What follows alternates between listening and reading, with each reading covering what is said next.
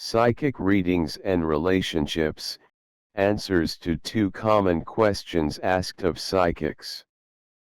When will I get married, or meet my life partner or soulmate? Many young adults ask us this question. Though we can determine through our readings and analyses when someone is likely to experience a compatible love connection, we always recommend to those not yet in their 30s to avoid spending too much energy looking for a serious relationship or marriage partner. Many of them would be much better off going with the flow, dating, having fun, enjoying their youth, learning who they are beyond the social programming, and focusing on their careers so they have a life before they try to make a relationship permanent through a legally binding agreement. It would be nice if you met a compatible life partner early in life and remained happily together for the rest of your life. Unfortunately, most people's soul schedule or personal fate doesn't always include what they want, when they'd like to experience it, contrary to popular New Age opinion, no matter how much they master the art of manifestation. Also, the concepts of lock-it-in forever happy marriage and life partners are human, artificial constructs, not spiritually based.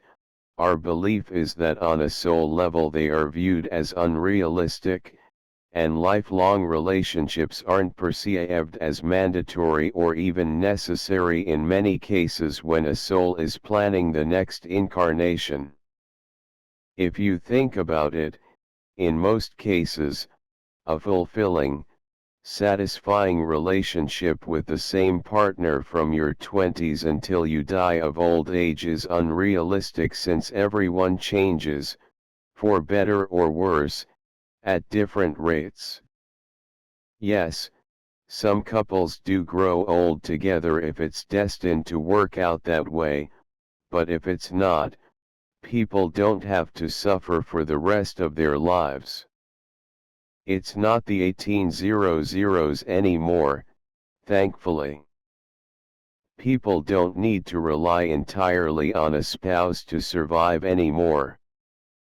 You now have the option of being independent and being with a partner because you want to, not just because you're settling in order to survive.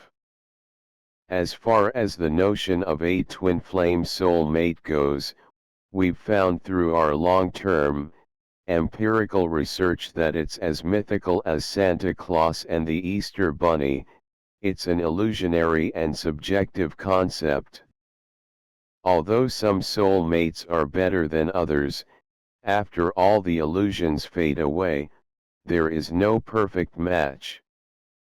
Distorted, romantic idealism can be an innocuous escape, but too often it leads people astray, detracting from their earthly purposes and making life more complicated. Instead of viewing marriage as an important destination and wondering when you'll be swept off your feet, a better question to ask would be, when are you most likely to meet someone who is compatible, or experience one of your more compatible relationships? In addition to accepting the truth that not all relationships are meant to last a lifetime, we also recommend accepting that everyone has many soulmates. These two suggestions alone will save you much heartache and stress. We've found that all relationships have destined starting and ending times, emotionally and romantically, and most are not meant to last forever, even if a couple chooses to stay together, essentially as roommates for whom the flame has long since extinguished, if it even existed at all. If you look at the big picture, a lifelong relationship may seem ideal, and it may be part of some people's path, but from a spiritual perspective, it isn't as important as you may think.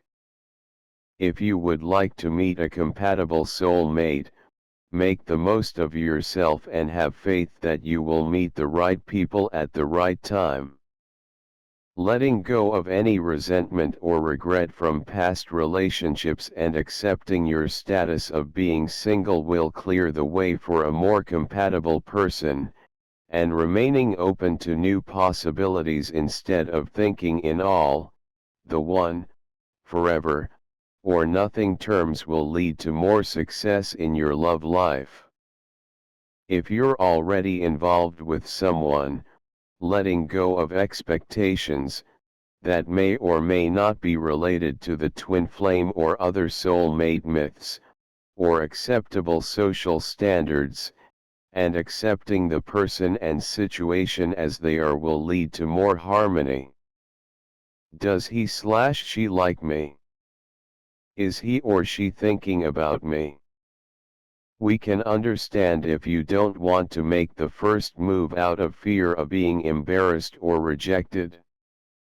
But it's really not your right to know what someone is thinking unless they tell or show you. Meditate and ask for signs about whether or not it's a good idea for you to make it clear you are interested or to contact the person. You have nothing to lose, unless you work together. In that case, it's usually best to remain friends due to the possibility of the relationship issues causing problems at work.